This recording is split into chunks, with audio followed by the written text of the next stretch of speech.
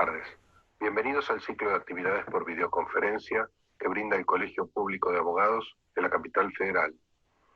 Hoy, como actividad propuesta por el Instituto de Derecho de Seguros que dirige el doctor Eduardo Baeza, contamos con el doctor Carlos Alberto Schiavo, que nos hablará del contrato de seguros en tiempos de cuarentena y cuestiones novedosas en el Código Civil y Comercial.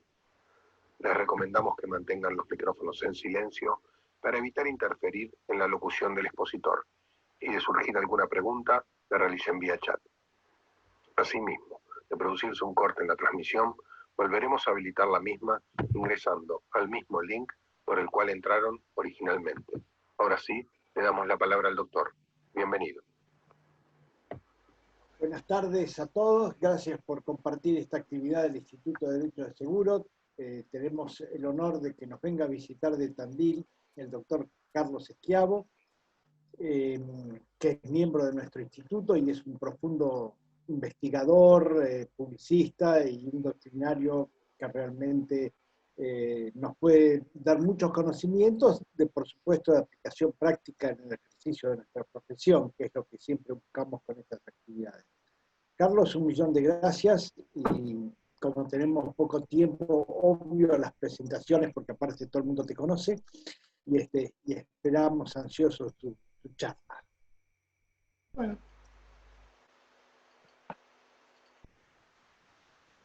Esperen que trato de que esto funcione. Buenos días y buenas tardes a todos. Agradezco al Colegio Público de Abogados, y en especial al Instituto Isaac Alperín de Derecho de Seguros del colegio, y al amigo Eduardo Baeza que me convocó. El tema que vamos a ver es todo esto que ha ocurrido con motivo de la pandemia. Nos ha puesto a pensar jurídicamente muchas cosas. Uno de los primeros temas que a mí me preocupó fue cuánto y cómo se atendió este tema de la pandemia y las consecuencias jurídicas que trajo la cuarentena frente a otras situaciones que ya hemos tenido. Y yo me puse a mirar, y a nadie le sorprendió, por ejemplo, que el año pasado murieron 3.000 personas de gripe y casi 20.000 de neumonía. Entonces, ¿cuál es el presupuesto de los que nos llevó a pensar todo esto? 1918. Hubo 50 millones de personas muertas y en la Argentina hubo 15.000 con la famosa H1N1 llamada la gripe española, simplemente porque los españoles reconocieron que existía esa gripe como epidemia, el resto de los países lo ocultaron. Pero en Argentina hubo el 3 por 10.000 de muertos. 3 por 10.000. 2008, un subtipo del H1N1 duró 2 años, hubo 600.000 muertos en el mundo y 626 en Argentina.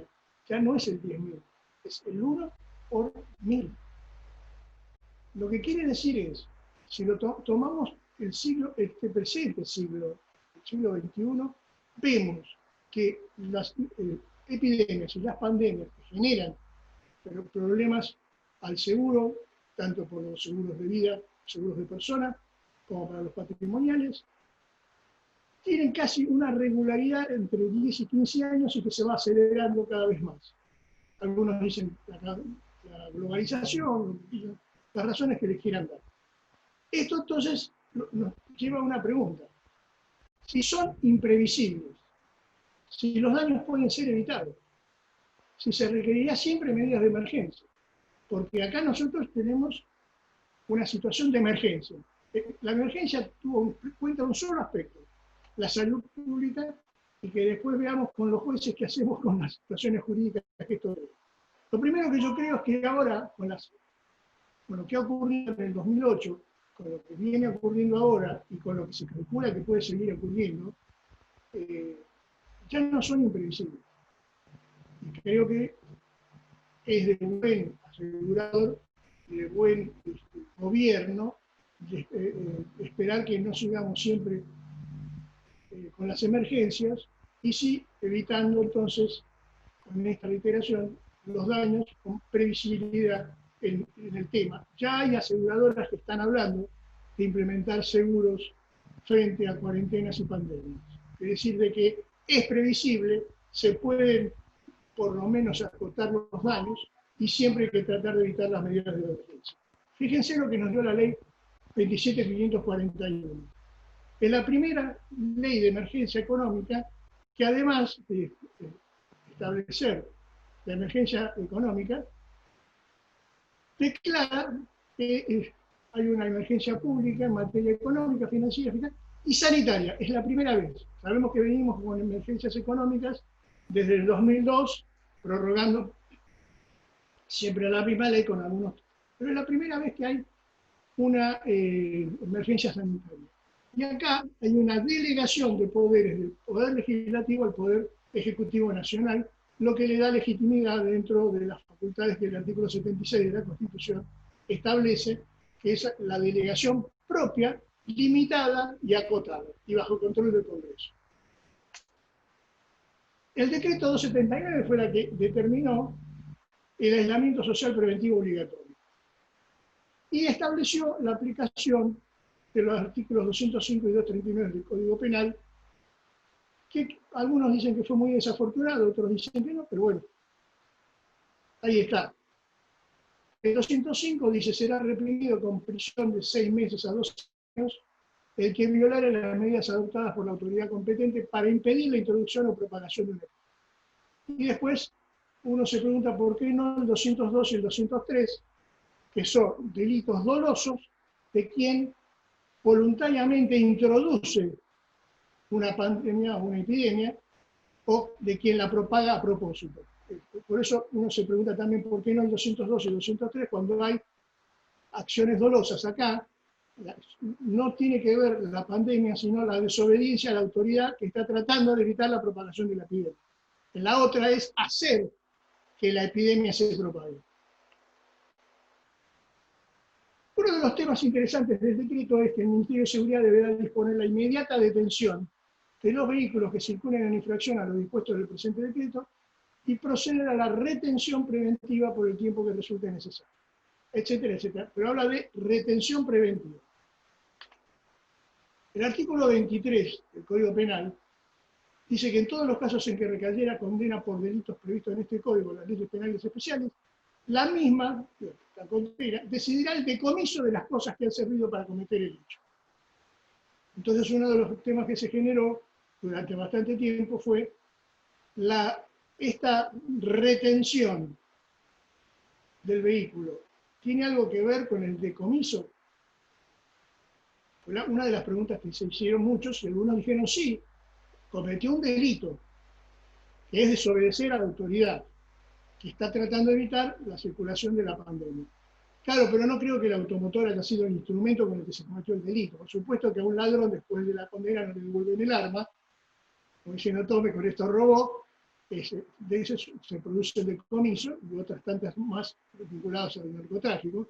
No le van a devolver ni la droga, ni le van a devolver los vehículos con que se transportaba la droga. Pero acá, la retención del vehículo es simplemente, por eso lo dice bien claramente, por el tiempo que resulte necesario para evitar el desplazamiento de los mismos. Es decir, habla de detención y no habla de decomiso. Algunos hablaban de decomiso, pero ¿qué genera esto en el seguro? Vamos a ver qué genera en el seguro.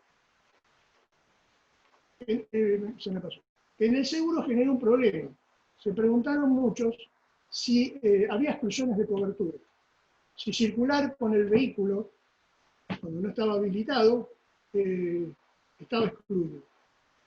Claro, una interpretación amplia diría que sí, porque el artículo, las condiciones generales de la póliza de automotores, una de las exclusiones, respecto de responsabilidad civil, respecto de robo, respecto de daños, es circular sin estar habilitado para hacerlo. No en el respecto de robo, sí respecto de daños y responsabilidad civil. Algunos entendieron de que esa exclusión caía a la persona que conduce, violando una disposición legal que se le impedía hacer. Yo creo que, como la mayoría después coincidentemente así lo estableció en la doctrina, no se refería a esa exclusión. Se refería a que el vehículo, como sí, no el conductor, sea que no está habilitado para circular. Ya sea porque no tiene el BTV, fuera porque no estaba en condiciones. no tiene puertas, no tiene la tapa del motor, no tiene el baúl, no tiene asiento, están sentados sobre un cajón de manzana, creo que cualquier persona va a decir, sí, ese coche no puede circular, no está habilitado. Yo creo que se refería y se refiere a eso la expresión. ¿Por qué? Porque el que no está habilitado es el conductor, no el vehículo. El vehículo está habilitado. Supongamos que una persona que realiza una actividad esencial está habilitada a circular. Para la policía y dice, señor, usted no puede circular porque no tiene la BTV al día. O sea, hay una diferencia entonces entre que el vehículo no esté habilitado y el conductor no esté habilitado. El vehículo está habilitado a circular.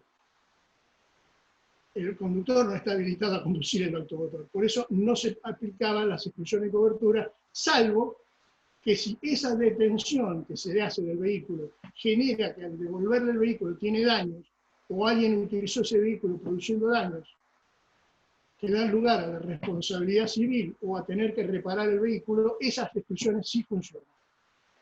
Que es cuando el vehículo está, fue detenido y está retenido por la autoridad pública. Ahora vamos a ver la responsabilidad civil y nuevas instituciones en el Código Civil Comercial que se han visto ahora florecer con el tema este de la pandemia. 1710 es el año de excepción de ley. Eso no estaba antes, está ahora. Y fíjense que dice que no dice un derecho. Algunos dicen que es un derecho el 1710, que es accionar para prevenir un daño, el famoso daño temido que estaba en el Código Civil. No, acá dice otra cosa. Acá está hablando de toda persona tiene el deber. O sea, nos impone un deber a cada uno de nosotros, en cuanto de ellos nos dependa, que es evitar el daño o evitar que ese daño, imposible ya porque se está ejecutando, produzca mayor efecto. Pero esto, en 1710, nos impone a todos un deber. Por supuesto que va a haber alguien que va a ejercer el derecho que corresponde a hacernos cumplir el deber. La acción preventiva procede cuando una acción o omisión antijurídica hace previsible la producción de un daño, su continuación o agravamiento. Y acá está lo más importante, lo que más le ha generado problemas a las aseguradoras, que es no es exigible la concurrencia de ningún factor de atribución. O sea, no hace falta que haya una atribución de responsabilidad, es decir, usted es el que está generando este daño, sino simplemente decir, entiendo, usted tiene el deber de prevenir el daño, no me interesa si es el responsable o no es el responsable, si se le va a atribuir una responsabilidad, ya sea objetiva o subjetiva, sino que usted está en posibilidad de evitar el daño. Y hágalo. Y en momentos de pandemia, yo creo de que hasta ahora no tengo conocimiento, más allá de manifestaciones a favor y en contra de la cuarentena, más allá de alguna locada consorcio que quería impedir a los médicos que vivían ahí que podían seguir ingresando a la vivienda, no conozco ninguna acción que se haya realizado de un particular a un particular, esto no va para el Estado porque el derecho administrativo va por sus propias normas, que haya iniciado una demanda preventiva de daño, en este caso, de transmisión del coronavirus. Después tenemos otra novedad, que es la asunción de riesgos. En el código no estaba la asunción voluntaria de riesgos, entonces acá dice, bueno, la asunción voluntaria a un peligro, a un riesgo, no exime de responsabilidad. Por supuesto, salvo el límite general de la causalidad, que es el hecho de magnificar. Pero lo que yo destaco es el punto cuarto. Quien está expuesto a un peligro para salvar una cosa o una persona, tiene derecho a ser indemnizado. No lo van a poder pedir los médicos, no lo van a poder pedir los enfermeros, están bajo un régimen especial, con una legislación especial, las autoridades públicas no, pero sí toda aquella persona que se ha expuesto a un peligro, todos los voluntarios que se han expuesto a un peligro, tienen derecho a ser indemnizados si se produce un daño por haberse expuesto a este peligro de colaborar y de actuar como voluntario. Volviendo al tema, el código es mucho más preciso en la definición de lo que era el Código Civil, y lo primero que nos dice es que hay daño cuando hay una antijuricidad. Y nos dice que cualquier acción o omisión que causa daño es antijurídica. Fíjense cómo cambia el paradigma. O sea, al decir, si no está justificada, parte del principio de que todo daño es antijurídico. Y acordémonos de que el famoso culpa de la víctima, que partía del concepto de atribución, ha desaparecido. Ahora vamos a discutirlo en la causalidad. Y la eximente es hecho del damnificado. No es más culpa del damnificado. Y hay que probar el hecho. Y después de probar el hecho hay que probar que rompió la relación causal. Otra novedad es que ahora solamente algunos autores desde el punto de vista académico siguen insistiendo en que todavía hay una separación entre las obligaciones extracontractuales y contractuales. Yo no las veo, y si las hay son muy académicas, pero no prácticas. Vamos a ver lo siguiente. Teníamos el deber de reparar basado en el deber de no dañar al otro. El famoso alterum nolens. Pero estar al mismo nivel como imputación de responsabilidad el incumplimiento de una obligación.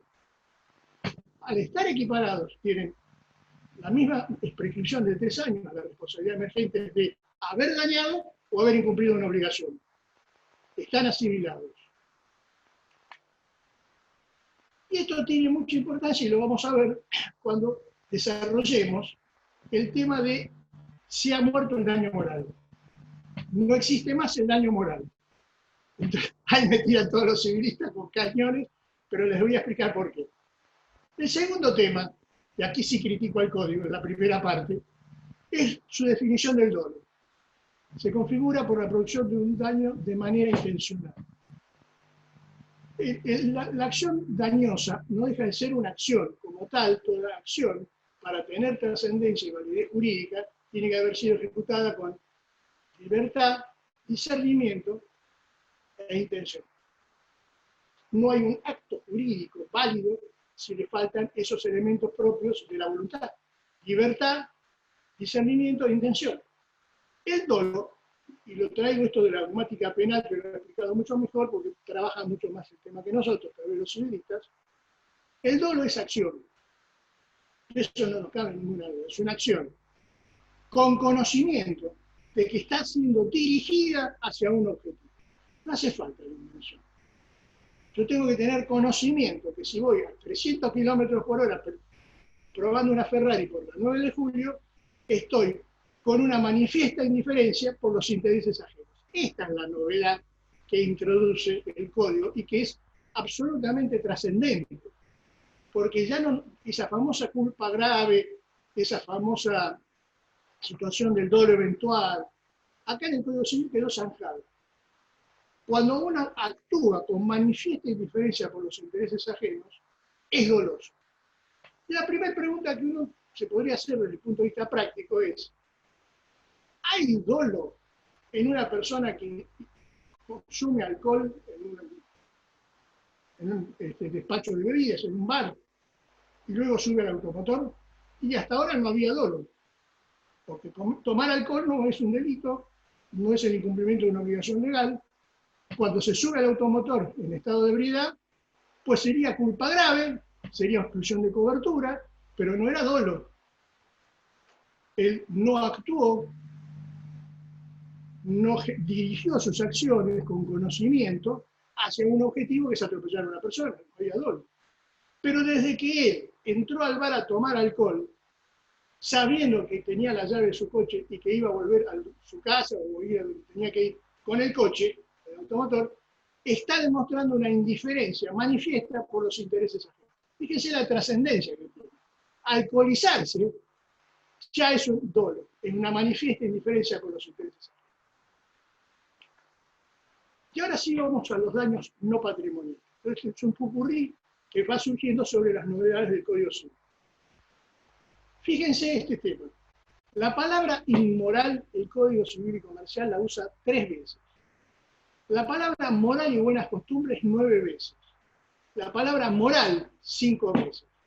Idoneidad moral en el 139, deber moral de fidelidad en el 431 en el matrimonio, derecho moral sobre la obra intelectual en el 464, lo entregado en cumplimiento de un deber moral o de conciencia, el 728 no da lugar a repetir, y no utiliza el daño moral ni legisla el daño moral.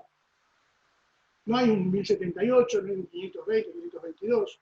Solamente habla del daño moral en el 744, inciso F, cuando detalla cuáles son los bienes y derechos que no integran la garantía patrimonial frente a los acreedores. Pero no hay una definición de daño moral, desapareció el daño moral.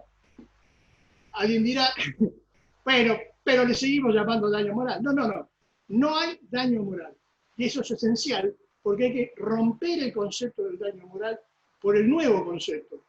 Y el nuevo concepto es que hay un daño cuando se lesiona un derecho o un interés. Es clarito el 1737. Es un derecho o un interés, no reprobado por el ordenamiento jurídico. Entonces, este concepto de interés es el interés simple, el simple interés. Y esto es trascendente para un consumidor. ¿Por qué? Porque mi tiempo es tan valioso como el del proveedor. A mí un banco no puede tardar 1 hora y media en atenderme, porque con las grandes ganancias que tiene, que ponga más personal, mi hora y media realmente es abusiva, y así lo ha decidido la justicia de la provincia de Buenos Aires, condenando y multando al Banco Provincia por tardar más de media hora en atender a la gente. Este es el nuevo concepto, el concepto del interés simple. Y a partir de ahí tenemos un cambio paradigmático, entendemos un cambio paradigmático, que hoy el sistema gira en derredor de no gira más en sancionar al dañador como en 1066. Recuerden que en 1066 del Código Civil era el que decía, no hay otras sanciones que las previstas en este código para los daños y perjuicios. Lo consideraba una sanción, no una indemnización. Después la doctrina lo fue llevando al concepto de indemnización. En cambio ahora tenemos que todo el daño debe ser reparado. ¿Y a quién se tiene en cuenta? Al damnificado. Hoy gira todo alrededor del damnificado. Conclusión, ya el 522 y el 1078 del Código Civil no tienen vigencia. Hoy volvemos a que tanto el incumplimiento de la obligación de no dañar como el incumplimiento de una obligación contractual tienen la misma entidad y produce el mismo daño respecto de estas situaciones espirituales. ¿Y cuáles son? Bueno, este es el nuevo concepto.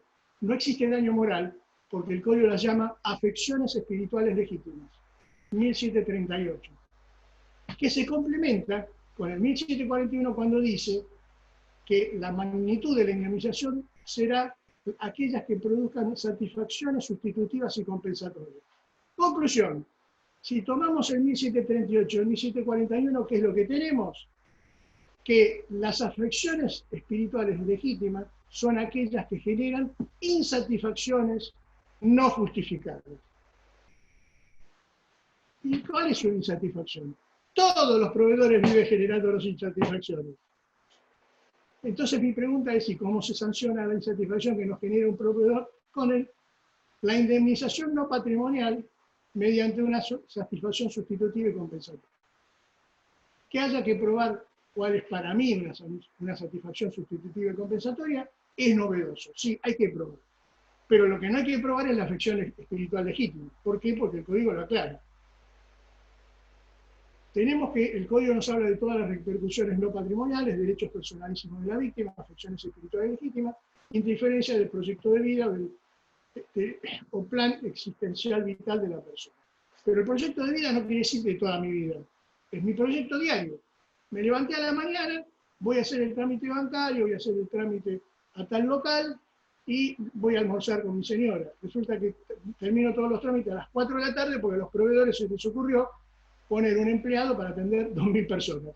Eso es ejemplo lo voy a seguir dando porque tuvo más que explicada la sanción que se le aplicó al Banco Provincia en ese caso. Primero, entonces, lo que uno dice, el daño moral era el precio al dolor. Lorenzetti dice, no, ahora es el precio del consuelo, por eso habla de sustitución. Y lo primero que algunos autores siguen insistiendo es, bueno, hay daños mínimos que hay que aceptar. Vivir en sociedad implica tolerancia. Sí, sí, yo puedo tolerar a mi vecino hasta las 2 de la mañana con la música a todo vapor. O sea, no me queda ninguna duda. Puedo tolerar que un arbolito de él pase sus ramas Le digo, bueno, después lo cortamos. ¿Hay daños mínimos de la convivencia en sociedad? Sí, un bocinazo lo tengo que soportar, me dice una demanda a cada persona que tuvo una bocina porque le afecta a los oídos. Pero cuidado, no hay daños mínimos frente a las conductas del proveedor. No hay un mínimo que pueda decir, bueno, usted tiene que tolerar que el proveedor, que tiene grandes ganancias, gracias a usted como consumidor, genere ciertos daños. Y yo les puedo dar miles de daños. O sea, tengo que soportar yo, por ejemplo, que voy a pagar una consumición determinada en un lugar que tiene apariencias de cierto nivel. No estoy hablando de un bodegón, de una fonda o de una pulpería perdida en medio del campo. Y yo voy a hacer uso del servicio sanitario totalmente. Hacerlo, yo qué sé, en una lodazal es más higiénico. Yo tengo que soportar eso. Y algunos dirán, y si es para... No, si hay un proveedor, no hay daños mínimos que deban ser tolerados. Y esto es en base a la constitucionalidad de la tutela de la persona humana. Cambió el paradigma. Tenemos que romper esos viejos paradigmas del daño moral, de que hay que soportar daños mínimos. ¿Cuál es el monto de la indemnización? Las satisfacciones sustitutivas y compensatorias que pueda procurar las sumas reconocidas. ¿Y quién va a decir cuáles son? El juez no. El que voy a decir es el damnificado. Va a decir, mire, para mí, perdí un hijo, se lo llevó por puesto un coche. Para mí la mayor satisfacción, perdí un hijo, es que mi otro hijo, que tiene la gran ilusión de ser médico, le paguen todos los estudios y le pague todos los estudios de medicina. Y le estoy dando un parámetro al juez que antes no tenía. ¿Por qué? Porque me lo permite el 1141. El 1744 establece algo bastante interesante. Impone que el daño debe ser acreditado porque lo invoca. Entonces, la afección espiritual legítima debo probarla, sí, salvo que surja notoria de los propios hechos, de manera que se debe presumir la satisfacción injustificada cuando surja notoria. Perder un hijo, sufrir un accidente de tránsito, surge notorio que se ha visto afectada mis legítimos derechos espirituales. La procedencia de la indemnización no está diferida a la potestad del juez, como era el 522 en los contractuales. ¿Se acuerda el 522? El juez podrá sancionar. Ahora no, en la responsabilidad contractual, le seguimos llamando igual, no puede el juez decidir si quiere o no aplicar una indemnización por las insatisfacciones generadas por el proveedor al consumidor. No hay una cuantificación legal mínima que establezca insatisfacciones tolerables, no indemnizables, y la única diferencia está en el enunciado 1718, que nos habla de legítima defensa, está en la necesidad de ejercicio regular de un derecho, que son los únicos límites que puede haber. O sea, no tiene límites mínimos, sino no va a indemnizar esa insatisfacción si fue en legítima defensa, en estado de necesidad o por el ejercicio regular de un derecho. Aclaramos, de un derecho en la medida que pueda alterar el Código Civil y Comercial en cuanto a la duda entre los derechos del consumidor y del proveedor, se estará siempre a favor de la interpretación del consumidor, así que ese ejercicio regular de derecho hay que integrarlo al derecho superior que tiene el consumidor. Pregunta, ¿la ley 17418 regula las consecuencias de la mora? No. Sabemos que el artículo 49 establece la mora. Pasado 15 días de terminada la liquidación, si no se pidió antes un anticipo del 50%, fue en el caso de los seguros de personas, en el caso de muerte, acreditada la muerte, tiene 15 días para pagar. ¿Y después qué? Y después nos vamos al Código de Comercio, nos vamos al Código Civil, y ahora al Código Civil y Comercial. La mora directamente no solo se compensa con los intereses. ¿Por qué? Porque cuando una aseguradora no satisface su obligación, y qué es lo que fundamentalmente dijo una vez Alperín, es la razón de existir de una aseguradora. Creo que está en el tomo de Derecho Comercial y las Obligaciones de 1970.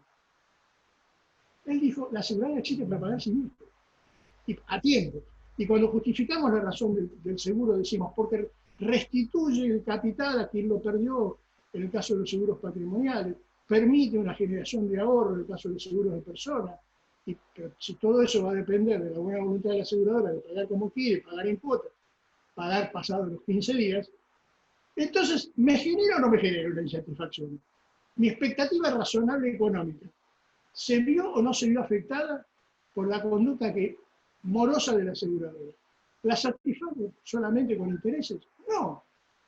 Y cada día son más los fallos de la sala comercial, sobre todo de la sala F, que están haciendo lugar a la indemnización de los daños no patrimoniales por la mora, por haber generado una insatisfacción no justificada.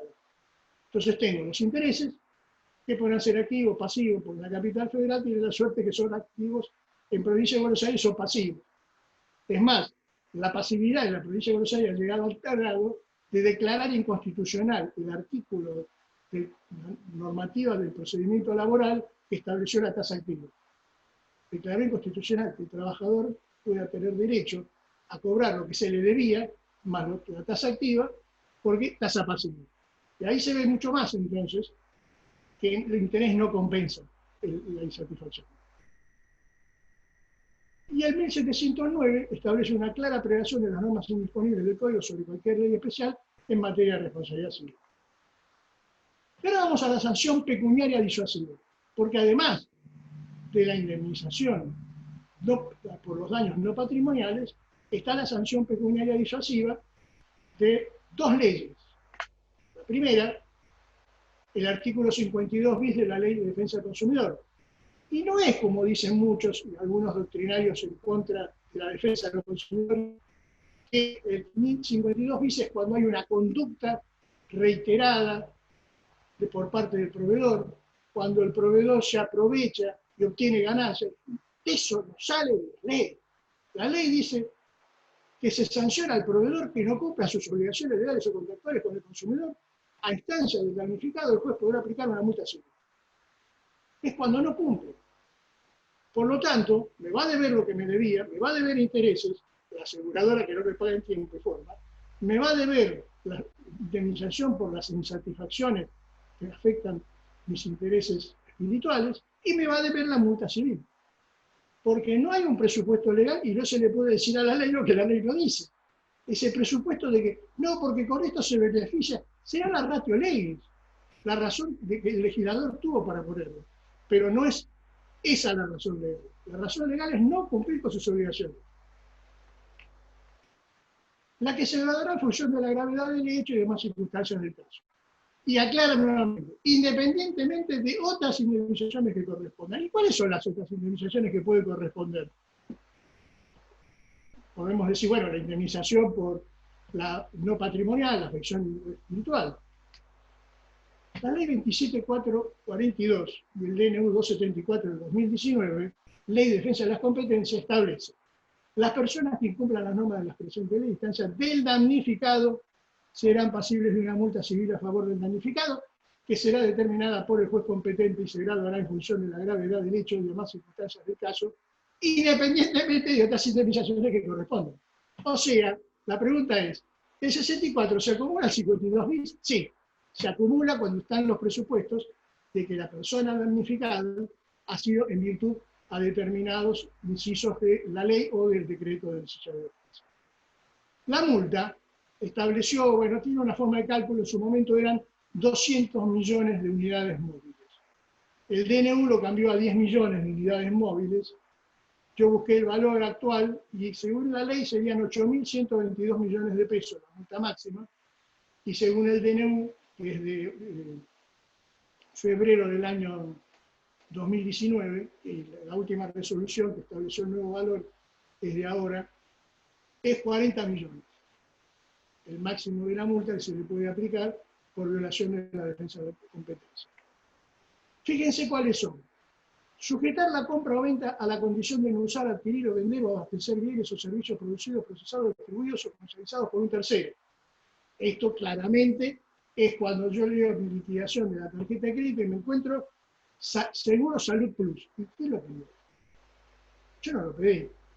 Cuando contrato un seguro de automotor y en lugar de agarrar la tarjetita que tengo que exhibir ante la autoridad policial, tirar la póliza en algún lado, que después lo usaré para prender el asado, no, me puse a leer todo. Y de repente cuando estoy leyendo digo, ¿esto qué lo pidió? Tengo un seguro de accidentes personales.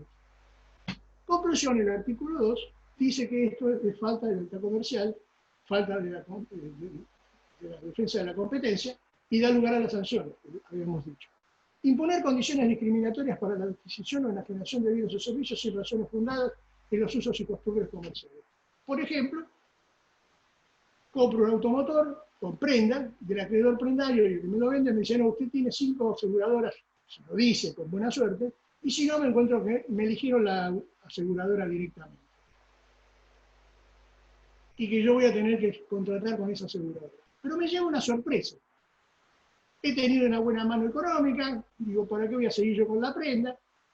A los pocos días de haber celebrado, pongámosle al mes, de haber celebrado el contrato de compraventa o de haber obtenido la adquisición del bien producto de estos sistemas de ahorro, voy y liquido toda la deuda. Y digo, bueno, ¿qué hago yo con el seguro? Ah, no, ahora el seguro lo contrata donde usted quiera.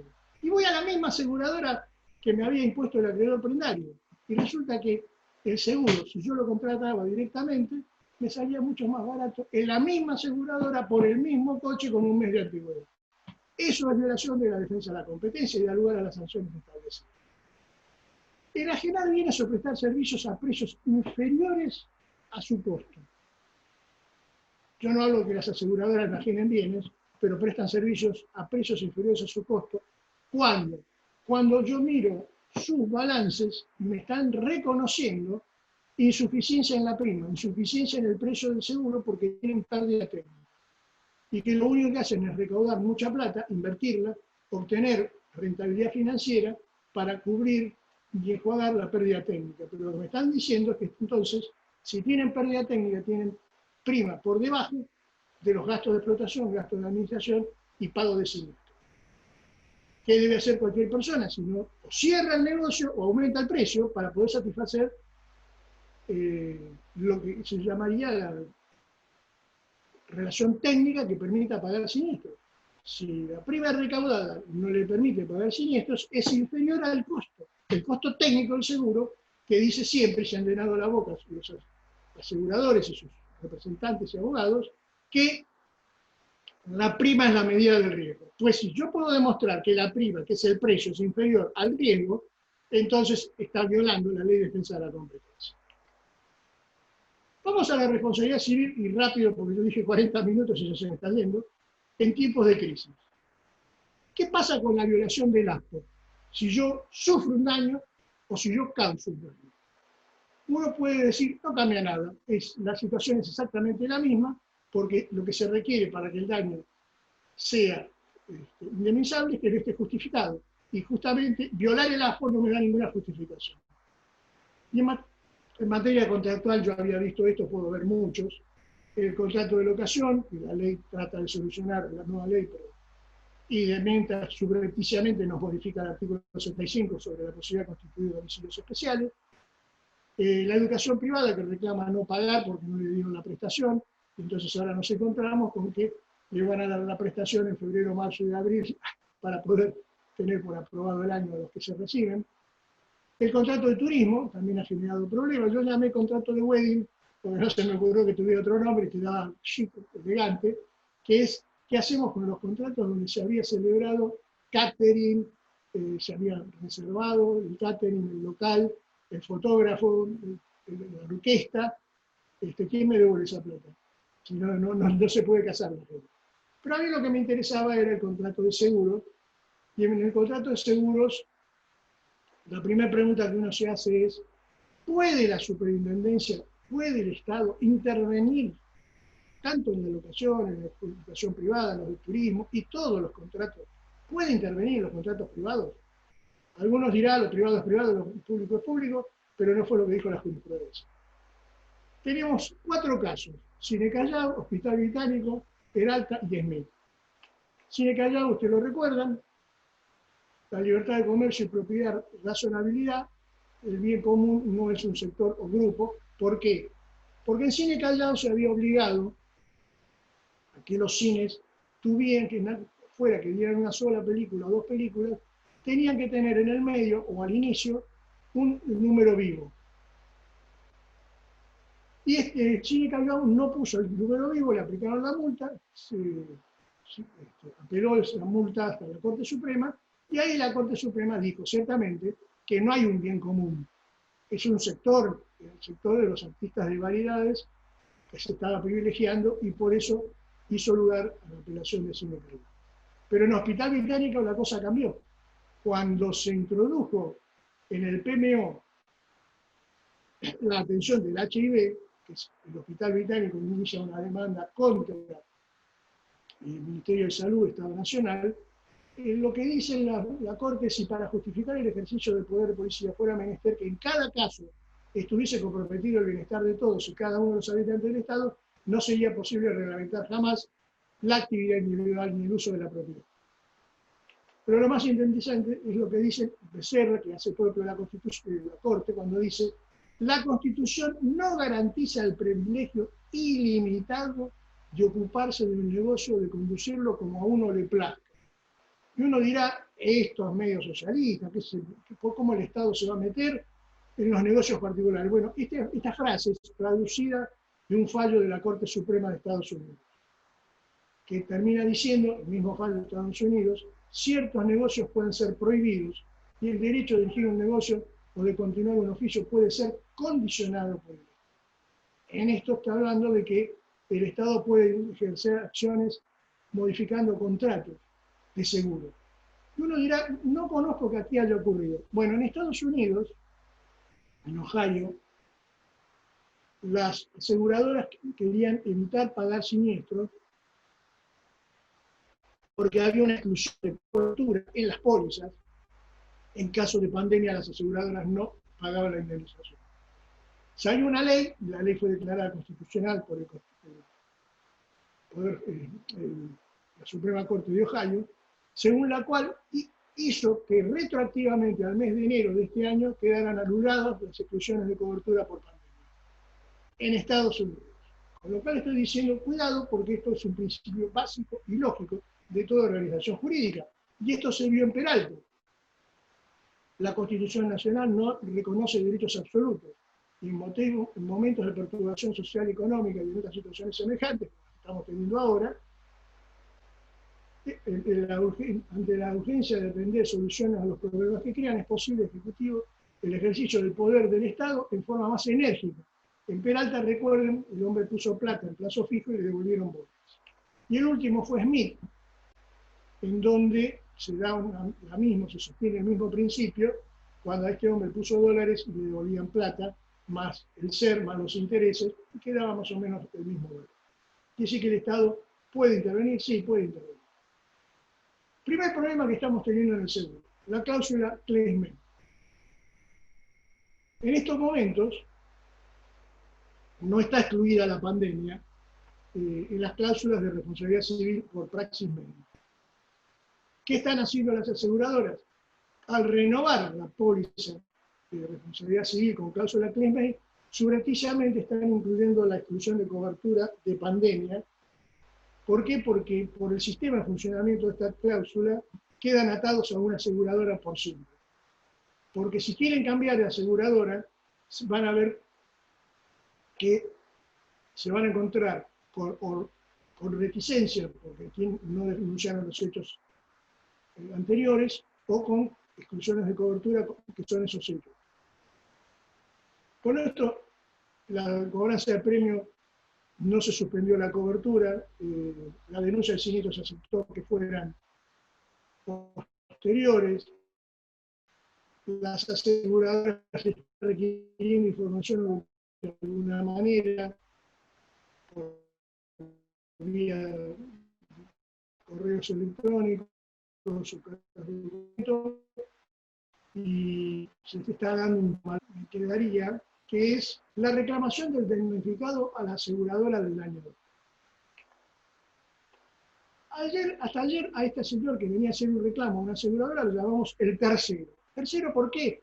Porque no tuvo nada que ver en la celebración del contrato de seguro. Está fuera. Pero a partir de hoy, del Código Civil y Comercial, este tercero no está haciendo un reclamo administrativo a la aseguradora.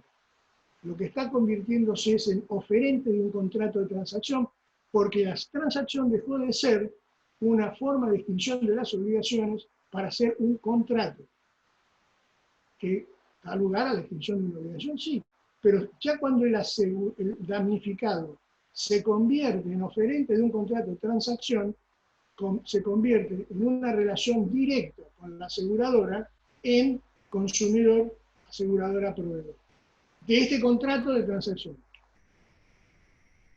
Cuando el damnificado tiene una afectación, puede requerir una mediación, promover una demanda o dirigir una oferta de contrato de transacción a la aseguradora del dañador. ¿Cuáles son las consecuencias? La relación oferente-asegurador en su caso es una relación contractual de consumo. Se aplica el 990 y subsiguiente del Código Civil y Comercial, se mantiene la aplicación del artículo 332 del Código Civil y Comercial. Cuando el oferente cuantifica su oferta, se obliga a la misma, no la puede cambiar, no la puede retractar, salvo las formas de retractación que hay, que es concomitante con el conocimiento de la que está haciendo la retracta, o con anterioridad que la conozca la aseguradora. Raro que eso ocurra, pero esto es una cosa que ya está superada. Bueno, esto ya lo habíamos visto. Esto es algo que las cámaras empresarias de aseguradores, esto lo digo lo más rápido posible, le han presentado a la superintendencia una propuesta para superar la crisis, que es postergar o graduar el pago de la sentencia judicial, que se permita pagar las sentencias en cuotas, en 12 cuotas. Me parece que esta propuesta está hecha por escrito, por mesa de entrada en todas las cámaras. Esta no ha prosperado por ahora. Sí, por ejemplo, postergar la presentación del balance en marzo, se postergó. Sí, se postergó el balance el 30 de junio, los términos de presentación también se postergó. Y ya muchas de las otras cosas que han pedido se les han dado de a poco, pero se las están dando. Esta no, ¿por qué? Porque en esto, recordemos el decreto 260 del 97, que les había dado 60 meses para pagar los honorarios e indemnizaciones, sentencias judiciales. En aquel momento salió, yo estoy pasándolo rápido, el famoso caso Risolía de Ocampo, del año 2000, duró 3 años, declarar la inconstitucionalidad de ese decreto que permitía pagar en cuotas. La razón fue muy simple. Los honorarios se pagaban en cuotas, en 60 cuotas, con un mínimo de 100 pesos, creo, 1000 pesos, y las indemnizaciones se pagaban en cuotas. Pero la tasa de justicia había que pagarla de contado. Entonces dijeron, no, si el Estado recauda de contado, todos tienen derecho a recaudar de contado. Conclusión. Yo termino esta charla con una reflexión del rey Federico II de Prusia, en la famosa anécdota del rey y el molinero. Resulta que el rey había hecho en medio de un bosque un hermoso palacio de vacaciones, y cuando fue a dormir una siestita escuchó un estruendoso ruido, preguntó qué era, y le dijeron, mire, si tenemos acá al lado un molino harinero, hace ruido. Entonces el rey lo fue a ver y le dijo, mire, usted no puede hacer ruido mientras yo duermo. Conclusión, como usted no tiene plata para comprarme el palacio que he terminado de construir, yo le compro el molino y listo. Y el señor molinero le dijo, no, yo no se lo vendo. Le dice, bueno, ¿qué es una cuestión de precio? No, no se lo vendo porque yo quiero mi molino. Entonces el rey Federico le dijo, ¿y si yo mando a mi ejército a destrozarle el molino? Y le contestó el molinero, eso lo podrá hacer usted si no hubiera jueces en Berlín. O sea que siempre las soluciones de los conflictos en estado de emergencia siempre van a depender del concepto de justicia que tengan nuestros jueces. Espero haber satisfecho con esto la charla y las inquietudes que pueden haberse generado. Daríamos lugar ahora entonces sí a las preguntas. Vamos a verlas si están en el chat.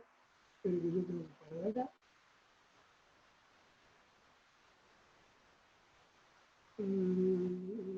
No tengo ninguna pregunta. Algunas preguntas, si las quieren hacer por el chat, lo tendrían que hacer. Yo tuve que ir lo más rápido que pude porque la verdad esto lo tenía preparado para más tiempo de la hora, yo quería hacerlo en 40 minutos, y dar lugar a las preguntas.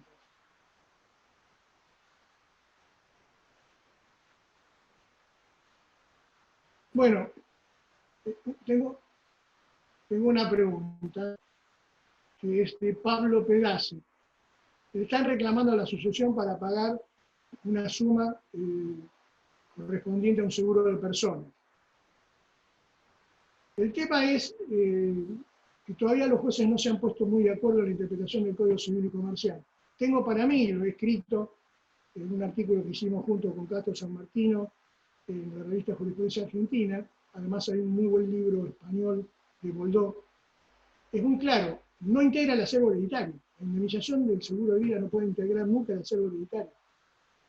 El muerto no incorpora a su patrimonio la suma asegurada con motivo de su muerte. Muere, deja de ser persona, deja de manejar el patrimonio, el cual pasa a ser de los herederos. Pero también nace en ese momento un derecho en cabeza de los herederos, si no hubiera de beneficiarios, un derecho propio contra la aseguradora, por lo tanto no ingresa al acervo hereditario, no puede ingresar nunca. Lo que no se ponen de acuerdo los jueces es cómo se acredita el carácter de heredero legal. Algunos dicen con una sucesión. ¿Sucesión en qué? Si no hay bienes. O sea que habría que hacer, según ellos, quienes así lo interpretan, un proceso sucesorio que terminaría con la declaratoria de bienes. Entonces lo primero que uno se pregunta es, ¿declaratoria qué significa? Digo que son lo que eran. No estoy constituyendo como juez al heredero. Ya era heredero. Y me acreditó a mí. Y con la misma forma que se lo acredité al juez, se lo acredito al asegurador, que es con las partidas. Todavía la jurisprudencia no se ha puesto de acuerdo muy bien en el tema, por lo tanto yo creo que lo que hay que hacer es acreditar el carácter de heredero con las partidas que son el título de Estado civil. Si así no lo aceptan, iniciar la mediación y alegar lo mismo. Alegar lo mismo. Yo le voy a probar al juez. ¿Y qué hago? Inicio la demanda contra la aseguradora porque está en mora por la afectación espiritual que genera tener que gestionar todo esto judicialmente, y mi legitimación activa se la llevo al juez con las partidas. Pero no voy a iniciar la sucesión, no voy a pagar tasa de justicia yo a un abogado para iniciar una sucesión que disminuye la indemnización y el fin del seguro de personas. Vamos a la prescripción. Bueno, acá hay un problema. Hay un fallo de la sala F, comercial, que determinó que la prescripción del seguro de personas, cuando hay un consumidor, es de 5 años. O sea, a mí me caben las generalidades de la ley porque, valga la redundancia, en la revista La Ley se publicó un artículo mío donde yo demuestro de que la prescripción, lamentablemente, sigue siendo la ley 17418 de un año. Hablo de seguro de persona, que es 3 años de que murió y el beneficiario acredite que cuando conoció el beneficio. Pero en los patrimoniales sigue siendo un año. Y yo demuestro de que en los últimos 30 años se presentaron un número muy importante, casi 100 proyectos de reforma de la ley 17418 parciales, 4 proyectos de reforma integral, y ninguno modificaba el término de la prescripción. Solamente de todo eso, que casi estoy hablando, 100 proyectos, de esos 100 proyectos solamente 5 modificaban el término de prescripción. Y ninguno fue aprobado todavía como modificación. O sea, el legislativo, en un sistema democrático, es el que determina cuál es la ley aplicable, los términos aplicables, esto es el orden público, la prescripción en nuestro país es de orden público. No es como en Estados Unidos, el Código de Comercio dice que los términos de prescripción son máximos y las partes pueden pactar su modificación para abajo. Acá no se puede modificar ni para arriba ni para abajo, pero está en la ley está vigente, es válida, vigente. No me gusta, bueno, un juez no me puede decir, me parece injusto, ¿por qué? Porque él juró cuando fue juez por la Constitución Nacional y las leyes que se dictan en su consecuencia. Si no, estamos rompiendo el sistema democrático. O sea, la justicia decide lo que es justo, lo que es injusto de la ley, en lugar de propiciarse, como debe ser, que el Poder Legislativo modifique la ley. Bueno, es mucho más largo mis argumentos, pero no lo voy a repetir porque se hace muy largo. Pero lo pueden leer, ahí en la revista La Ley está. pero como no está dado de baja el vehículo no quiere pagar la licencia. Bueno, el tema este del automotor es otra situación. Nosotros tenemos una ley que hace al régimen registral de los automotores y el procedimiento en caso de daño total o de robo, que le impone a la aseguradora cuando se va a quedar, sobre todo en daño total, cuando se va a quedar con los restos, la aseguradora indemniza al 100%, la aseguradora en la ley dice que tiene que hacer la denuncia al pedir la baja al registro. Eso dice la ley, artículo 5.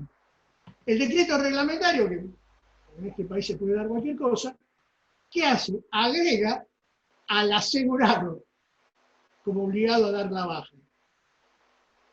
La pregunta es si realmente el 80%, cuando la reparación de un automotor supera el 80% del daño, del valor del vehículo al momento del siniestro, si eso realmente es destrucción. Porque hay una diferencia, la gente no entiende la discusión que yo trato de introducir siempre. Destrucción es una cosa, daño total es otra cosa. Si a mí un jarrón se me cae, se me hace polvo, por ahora no lo reconstruyo. Posiblemente con alguna ciencia futura lo podré reconstruir, pero el polvo es polvo, eso es destrucción. No es posible arreglarlo. Cuando a mí me dicen que la reparación lleva más del 80%, no es destrucción, puede ser reparado. Si puede ser reparado, no es destrucción, es daño. Que la aseguradora lo llama daño total, yo lo llamo daño parcial calificado. ¿Por qué? Porque si es el 80% parcial total, lamentablemente, la redacción de nuestras cláusulas están impuestas por la superintendencia, algunos dicen que gracias al lobby de algunas aseguradoras, entonces se establece como condición de póliza la obligación de dar de baja al automóvil. Y lamentablemente lo va a tener que dar de baja, iniciar una demanda, cuando no lo puede hacer quien se aseguró, porque no es el propietario dominante. Y siempre lo va a ganar, ¿por qué? Porque su interés asegurado no era el de propietario, sino el de poseedor. Porque si la aseguradora hubiera querido que el asegurado fuera el propietario dominal, le hubiera exigido la documentación, la cédula de identificación, llamada cédula verde, y le hubiera dado los 30 días que tiene para hacer la transferencia. ¿Qué es lo que dicen los jueces? Si cuando lo aseguró no le pidió ser propietario, cuando hay un siniestro no le pida que sea propietario y le dé baja. Es poseedor.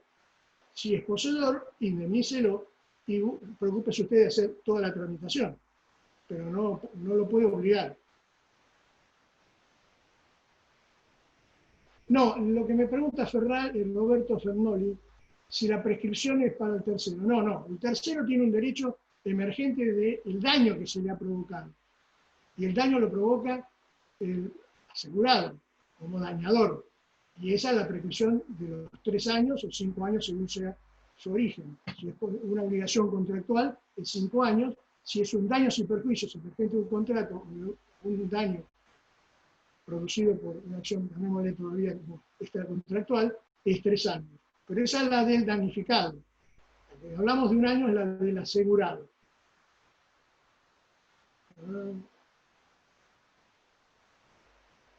No se suspendieron los plazos de prescripción por la cuarentena. O sea, no hay una resolución, no hay un decreto que haya hablado de suspender el término de prescripción. Hay jurisprudencia que dice que la prescripción corre hasta los días inhábiles. El año que se cuenta día a día. La cuarentena dijo que se paró los tribunales durante 6 meses, el término de prescripción sigue corriendo igual. Por eso, inmediatamente se habilitaron en los juzgados las posibilidades, tanto en Capital como en Provincia de Buenos Aires, de por lo menos interrumpir la prescripción, hacer una presentación interruptiva de prescripción. Pero no hay una norma legal que haya suspendido los términos de prescripción, que implicaría una reforma del código por lo menos transitorio. Me parece, por lo menos hasta ahora, en principio, un poco grave la reforma del 75. ¿Por qué? Porque si van a hacer una ley de alquileres, hagan una ley de alquileres, pero no me metan subrepticiamente el artículo 75 del Código Civil y Comercial, que me establece la posibilidad de establecer domicilios especiales. Uno que dice, no, pero si el 16 lo prohíbe, el 16 de la 17.418 lo prohíbe. El posterior de lo anterior. Yo entiendo que no es un domicilio especial, si no coincide ese domicilio supuestamente con el domicilio real, efectivo de residencia del consumidor, no va a tener validez. La única ventaja es, si es digital, va a agilizar las cosas.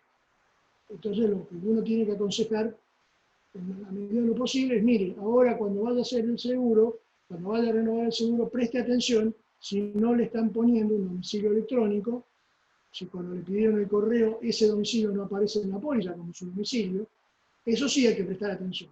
Algunos dicen que trae ventaja el 75, vamos a ver lo que funciona. A ver si tengo otra.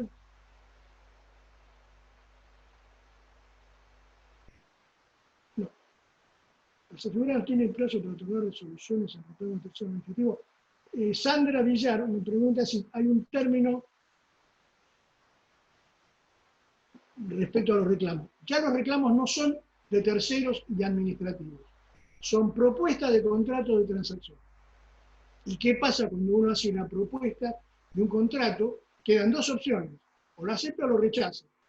Pero lo que me está diciendo el Código Civil y Comercial, que no estaba antes, es la responsabilidad que existe en las tratativas contractuales, que es actuar de buena fe y no causar daño. ¿Y qué sería causar daño? No contestar, dilatar la pregunta, pedir documentación absurda. Entonces es obrar de mala fe. ¿Qué tengo que hacer yo? Inicio la acción correspondiente contra el que me provocó el daño, sí, con garantía, pero además demando a la aseguradora por los daños que me provocó su mala fe en el proceso de celebración de un contrato de transacción. Todo esto está en el Código Civil y Comercial, o sea, no es que lo inventé. Lo que no tuvieron en cuenta cuando modificaron la transacción como forma distintiva de las obligaciones, lo convirtieron en contrato, es que se le van a aplicar todas las normas de tratativas precontractuales, culpa in contraendo, responsabilidad del proveedor con el consumidor, su contrato, acción directa. ¿Respecto de qué? Respecto de esa reclamación. Ahora, ¿qué ocurre? Yo tengo que iniciar la demanda 6 meses después, porque me estuvo bicicleteando la aseguradora en mi reclamo, no me moleste de tercero, como se llamaba antes, en mi propuesta de contrato de transacción, 6 meses.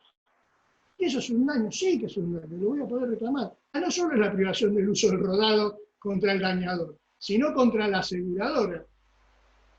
Tendré que procurarme, por supuesto, si yo presenté mi propuesta, tengo que decir cuáles fueron los daños, cuánto los justiprecio, que es lo que reclamo, y que me selle la recepción. Tengo un seguro contra todo riesgo para mi auto y avisé. Bien, Elsa Peralta me dice que tiene un seguro contra todo riesgo. Aclaremos que eso es un nombre comercial, no es un término jurídico. No existe el todo riesgo desde que hay exclusión de cobertura. Entonces hay riesgos que no están cubiertos. Es más, hay un seguro que se llama todo riesgo operativo. Es una cobertura para grandes riesgos de construcción. Y tiene 70 exclusiones de cobertura. Así que eso de todo riesgo operativo es un nombre comercial. No existe el todo riesgo. Ahora, si la aseguradora le está imponiendo, como método de reparación del vehículo, un taller de provincia, bueno, el tema es, como proveedor, tiene que hacerse cargo de llevarle el coche de donde usted vive a la provincia y después devolvérselo. Porque yo no tengo por qué pagar los gastos de movilidad del coche porque tenga el taller. Porque el día de mañana me dice, tengo el mejor taller, pues, elijo yo el lugar. Pónganmelo y páguenme los gastos y vamos a la Costa Sur, vamos a Granada. Porque lo va a tener en Ushuaia o en Salta, una persona que vive en la capital. Yo no tengo que llevar el coche. Pero tiene que venir a buscar la aseguradora, llevarlo a su taller y devolverlo a mi vivienda. Es muy raro que una aseguradora tenga reparación porque es muy arriesgado. Si yo reparo en el taller que yo quiero, la aseguradora me provee, a mí no, al tallerista le provee los repuestos, el que me debe la garantía es el taller. Si yo veo un taller de la aseguradora, la que me debe la garantía es la aseguradora. Son dos cosas distintas. Si la reparación estuvo mal hecha, entonces me debe la aseguradora la garantía, porque ella impuso el taller.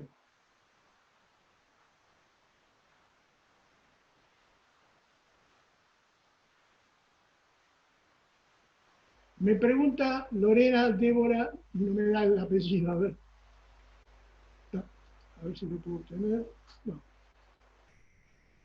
No me da todo el apellido completo. Bueno, Débora Lorena. Si durante el acto y no siendo personal esencial ante un siniestro de la responsabilidad civil por daños que incluida por la compañía de seguro, no. La doctrina en general, más, puedo nombrar abogados de grandes aseguradoras de la Caja de Seguros, Zurich, que han coincidido en que el uso en violación de la prohibición de circular el vehículo cuando no están conducidos por personal esencial no tiene una exclusión de responsabilidad civil. ¿Por qué? Insisto, la exclusión de cobertura es cuando el vehículo no está habilitado. Si el vehículo está habilitado, tiene BTV, tiene el seguro, patente, baliza, tiene la camiseta esa refractante, tiene todo para circular. Quien está en infracción es el conductor. Y las exclusiones de cobertura se referían al vehículo no habilitado. No hay una exclusión de cobertura y por lo tanto la aseguradora va a tener que responder de los daños y perjuicios que haya causado quien conducía sin estar él habilitado. La habilitación, la otra exclusión habla de no tener registro o licencia de conducir. Si tenía la licencia de conducir y lo único que violó fue el asco, está cubierto.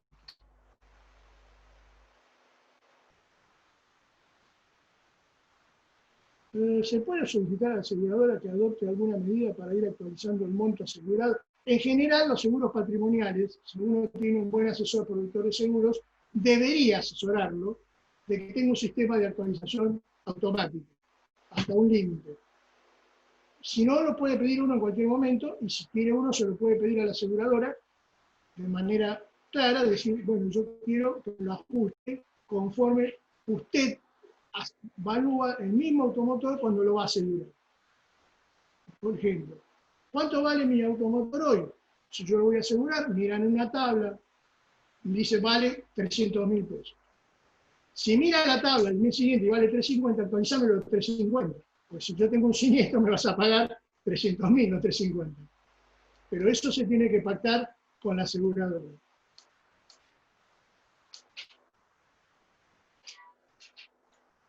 Acá. No, Federico Méndez me pregunta si el 80% de la suma asegurada el valor del vehículo. No. La reparación de un vehículo tiene que superar el 80% del valor del vehículo en plaza al momento del siniestro. Que la cláusula de cómo se hace la evaluación de ese automotor es abusiva, sí, pero ese es otro tema. Pero es el 80%. Ahora, ¿qué ocurre? Si yo pido por daño total, supera la reparación supera el 80% del valor en plaza del vehículo y quiero quedarme con los restos, la aseguradora me paga el 80% en el límite de la suma asegurada. Supongamos que el vehículo en plaza al momento del siniestro sale 150.000 pesos y la suma asegurada es 100.000.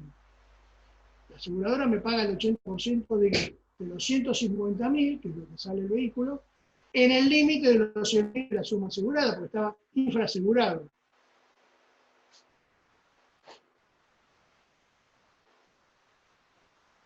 Acá Marisa Gabriela me pregunta, en la fórmula proporcional para pagar un siniestro por incendio habiendo dos aseguradoras. Supongo que no es de automotor, que automotor no permite que existan dos aseguradoras. Supongamos un seguro de incendio que no implique sobreseguro o doble seguro. Hay doble seguro cuando se asegura el mismo riesgo sobre el mismo bien con el mismo interés asegurable durante el mismo tiempo en dos aseguradoras.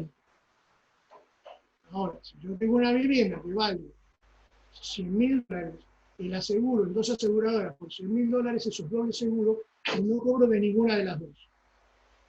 Si yo aseguro en una sola aseguradora por más de su valor, estoy en sobreseguro, podré pedir que me devuelvan proporcionalmente la prima que pagué más. Pero si hay 12 aseguradoras que sumadas dan el valor asegurable de la cosa, pagan proporcionalmente cada uno, en las proporciones que lo aseguraron. Volvemos a la vivienda, vale $100.000, aseguré 60 en una y 40 en la otra, bueno, del daño parcial cubrirán 60-40, del daño total cubrirán 60-40.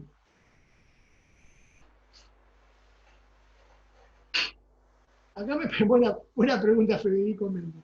La notificación de demanda a la aseguradora del tercero se podría interpretar también como una propuesta de contrato de transacción. No. Los contratos se hacen entre, digamos así, sin el proceso conflictivo que implica una demanda. Yo ya estoy diciendo a un juez, vengo a demandar para que fulano me pague a través de lo que usted diga. Ya ahí no hay transacción.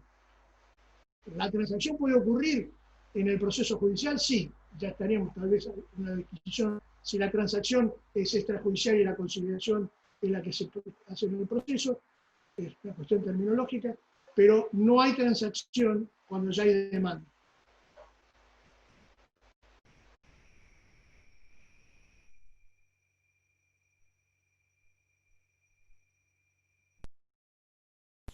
Sí, Pablo Peraza me dice, la pregunta respecto a las medidas de actualización del monto asegurado era para la hipótesis de destrucción total, que el seguro retiene la indemnización porque aún no tiene la baja del automotor.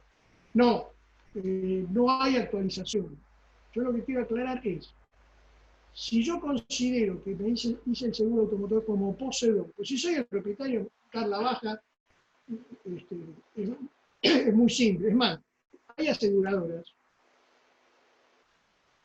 de primer nivel que le proporcionan al asegurado la actividad de un gestor, que le hace todo el trámite.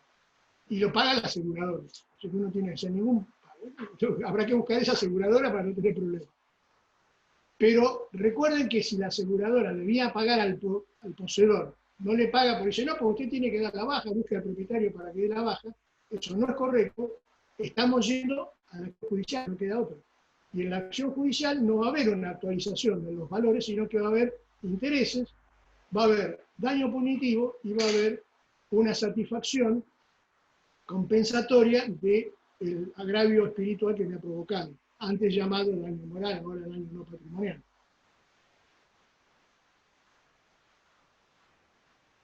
Acá Candela Mastronicola me pregunta si el asegurado pagó un día después del accidente la prima. ¿Es correcto que se rechace la demanda respecto de la compañía de seguro? Yo siempre doy el mismo ejemplo respecto de esto. Si a mí me permite el casino que yo apueste después que salió el número en la ruleta, así lo hacemos cualquiera. Si yo pago la prima después del siniestro, estoy pagando con certeza. ¿Y qué es lo principal para que haya un contrato de seguros que es aleatorio? Incertidumbre. Si todos pagamos después de que tenemos un siniestro, la aseguradora no tiene plata para pagar los siniestros. Entonces no, es correcto que se rechace y la aseguradora diga hubo suspensión de la cobertura por falta de pago de prima. Lo estoy dando al principio general que tiene miles de excepciones. Tiene miles de excepciones, porque eso hay que ver cada caso. Pero el principio general que parte de que el seguro es un contrato aleatorio y por lo tanto tiene que haber incertidumbre. Yo pago la prima en la incertidumbre si la perdí porque nunca tuve un siniestro o satisface la aseguradora el pago del siniestro. Yo siempre explico, iniciado un seguro, ¿qué es lo único seguro que hay? Lo único seguro que hay es que el asegurado pierde la prima. Supónganse que me roban el automotor y el asegurador me paga una indemnización tal que puedo comprar un automotor similar al que tengo. Y me devuelve la prima, no, la perdí. La aseguradora recibe la prima y sabe que su pérdida va a estar dada por el siniestro que va a pagar con la prima que recibió de todos. Entonces, eso de que el aleatorio tiene que ver con la incertidumbre es relativo, pero la incertidumbre es un presupuesto del riesgo. Pero si hay certeza, no hay entonces incertidumbre, no hay contrato aleatorio. Llámelo como quiera. Si pagara sería un acto gracioso que está prohibido por el artículo 29 de la ley 20.021. Las aseguradoras no pueden hacer disposiciones de título gratuito. Y eso sería el título gratuito porque no tiene causa. Si no pagó, no tiene derecho. El artículo 1, muy criticado en la ley de seguros, dice claramente que el asegurador se obliga a resarcir un daño previo pago de la prima. Entonces, es clarito, lamentablemente. Doctor Schiavo, Sí. lo molestamos un minuto, estamos con el tiempo cumplido. Sí, se me fue contestando preguntas. Sí, Bueno, lamentablemente. les agradezco al resto. Yo lo que quería es que ustedes sepan que mi correo es mi apellido, carlos@yahoo.com.ar. Y les voy a seguir contestando con mucho gusto todas las preguntas y quedo a su disposición.